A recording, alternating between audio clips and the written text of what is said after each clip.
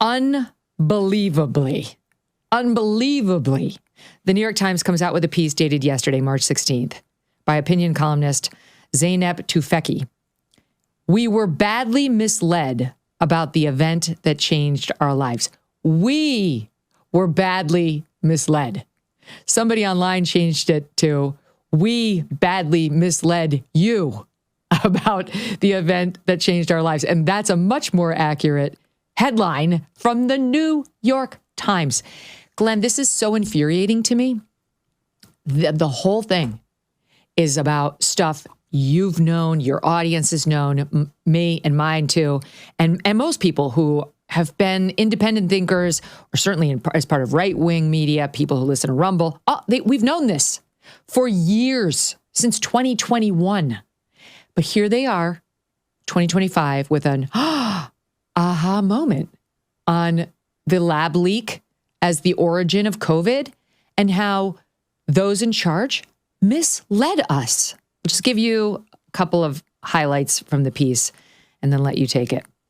She starts by pointing out, in 2020, when people started speculating about a lab accident being the spark behind the pandemic, they were treated like kooks and cranks. By whom, again? Zeynep. Who is treating them like kooks and cranks? Could it have been the New York Times? Anyway, okay. Many public health officials and prominent scientists dismissed the idea as a conspiracy theory, insisting the virus had emerged from animals. And when EcoHealth Alliance lost a grant because it was doing this so-called gain-of-function research, no fewer than 77 Nobel laureates and 31 scientific societies lined up to defend the organization. So the Wuhan research was totally safe and the pandemic was definitely caused by natural transition. It certainly seemed like consensus. We have since learned, however, that to promote the appearance of consensus, some officials and scientists hid or understated crucial facts, misled at least one reporter. She's speaking of Don McGahn, who worked for the New York Times, orchestrated campaigns of supposedly independent voices, and even compared notes about how to hide their communications. The reason she wants us to know that it was probably a lab leak and that we were so grossly misled is because people need convincing that the next pandemic is only an accident away. Basically, now that RFKJ is in charge of HHS and she's seeing like measles and other problems that she cares about. So she really, really wants us to trust our public health entities again. Not him, but like the scientists and the Nobel laureates and the Dr. Fauci's of the world, because they must have credibility in the wake of all these online influencers or bad faith actors who she later refers to as follows. I think she means you and me and others like us. Stand by, let me find it. Some of the loudest proponents of the lab leak theory weren't just earnestly making inquiries, they were acting in terrible faith, using the debate over pandemic origins to attack legitimate, beneficial science, to inflame public opinion, to get attention. She goes on to say, these half-truths and strategic deceptions made it easier for people with the worst motives to appear trustworthy while discrediting important institutions where many earnestly labor in the public interest. My God, Glenn, this thing has it all. You take it.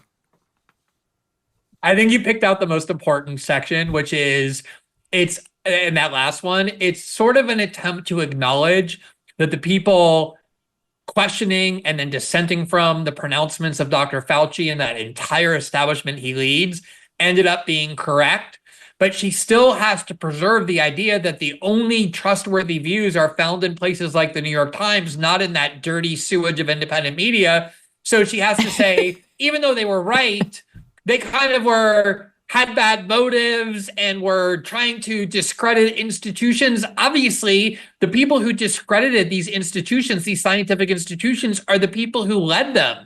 And it wasn't just that they got it wrong. It's that the whole thing, starting all the way back in 2020 with that Lancet letter, that was engineered by Peter Daszak at EcoHealth Alliance, who had a financial interest and a reputational interest in ensuring that nobody thought it was a lab leak, since he himself had money to work with Wuhan on the very research that likely caused the leak. They allowed that person to be the sort of objective source. They hid his key role.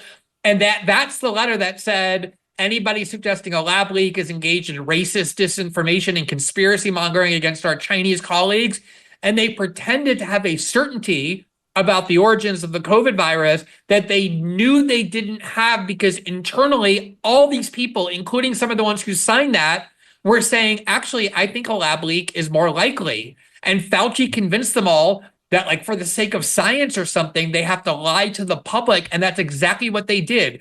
And even though I'm not going to sit here and say I knew from the very beginning that it was a lab leak, I'm not a scientist, I'm not an epidemiologist, I did observe and complained about the fact that there was no permission to debate these questions. If you had raised the issue of a lab leak, including from Wuhan lab, you would have been censored off the internet by every major big tech platform. They didn't permit any questioning or debate about them. They destroyed people's reputations. And as it turns out, they were the ones who were wrong, and not just wrong, but corruptly wrong.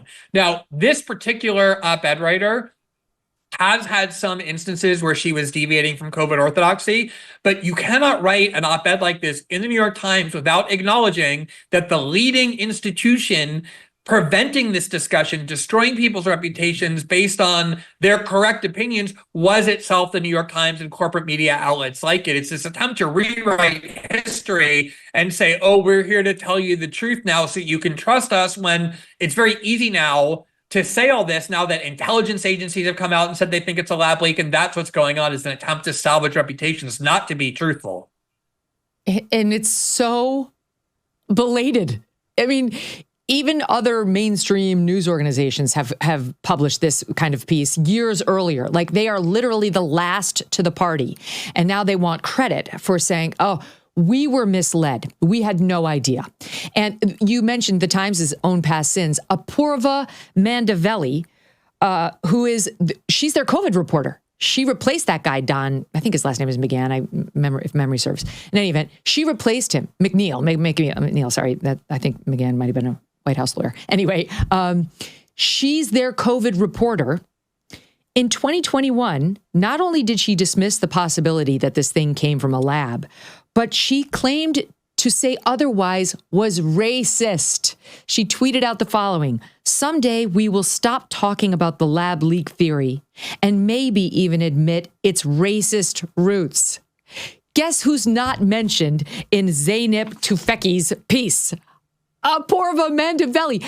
I mean, it's insane what they've done to us here.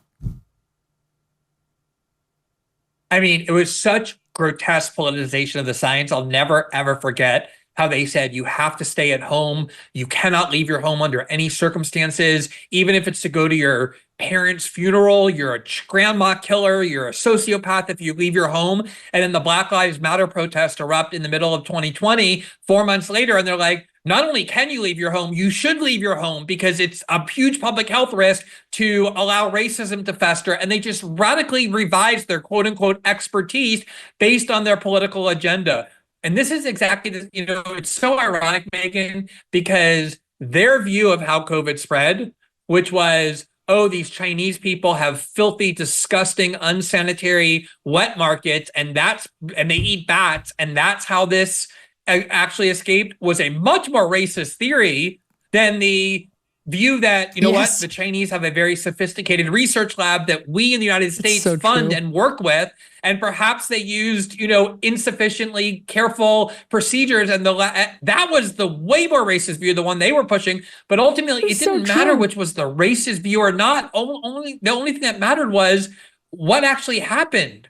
And by exploiting racism and xenophobia against the Chinese, these journalists prevented the truth from even being discussed, let alone being let out. And I hope nobody falls for this now that the New York Times is on the side of truth. They're just engaged in reputational rehabilitation. You don't go out and buy a life jacket when the boat is already sinking, and you don't buy gold when the economy has already collapsed. Clearly, others are heeding this advice as gold hit all-time highs already this year. It's not too late for you too. And you could have Birch Gold help you diversify into physical gold. Birch Gold specializes in helping you convert an existing IRA or 401k into a tax-sheltered IRA in physical gold for no money out of pocket. One recent 5-star review said Birch Gold was, quote, knowledgeable, helpful, non-pressure. Get your free info kit on gold by texting the letters MK to the number 989898. There's no obligation, just useful information. With an A+ rating from the Better Business Bureau and countless 5-star reviews, just text MK to 989898 and let the experts at Birch Gold help you secure your future today with gold. Thanks so much for watching. If you like what you just saw, hit the subscribe button for more clips and full episodes.